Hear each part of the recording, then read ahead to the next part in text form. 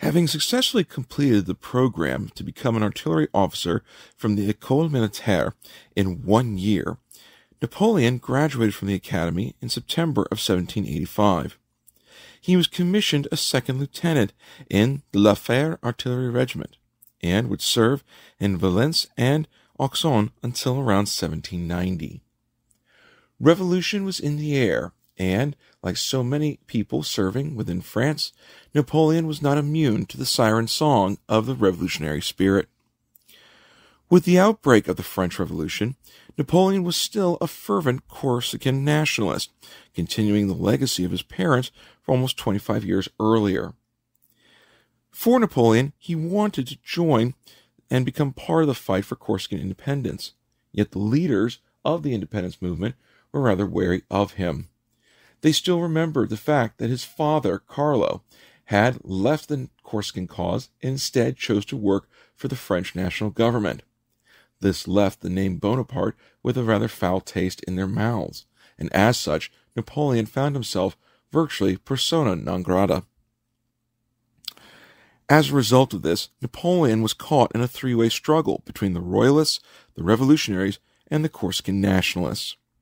As a soldier of France, he was meant to be on the part of the Royalist side.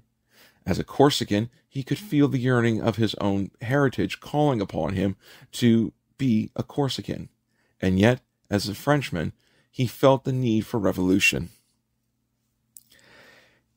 In the end, he joined the revolutionaries as he embraced their ideals and became a vocal supporter of the Jacobins. Promoted to the rank of captain in 1792, Napoleon and his family were forced to flee Corsica in 1793 due to his political beliefs clashing with the old leaders of the Corsican revolutionary independence movement, and as such, the Bonapartes would flee Corsica, and we would also begin to see the changing of the name. For originally, Bonaparte looked more Italian, and yet once Napoleon was forced away from Corsica, he adopted the last name to look more French, and so it would only be a few years later that the first time anyone ever found a recorded signature of Napoleon's last name being spelled out the way we all know would come into existence. In July of 1793, Napoleon gained the patronage and support of Augustin Robespierre, younger brother of Maximilien Robespierre. With the power of life and death from the government supporting him, Napoleon was appointed senior gunner and artillery commander of Republican forces in Toulon. While directing the siege, Napoleon was able to collect 100 guns for the army and forcibly enlist retired gunners to help serve the cannons. In addition to this, he also recruited infantrymen to join him and make the mobility of the cannons more effective in pressing a siege. Toulon was important as it was a center of Royalist resistance and where the British Royal Navy was located. Adopting a plan to force the British to evacuate, Napoleon placed his guns on the high ground near the port city. The attack of Toulon allowed the French to successfully capture the city and force the Royal Navy to depart.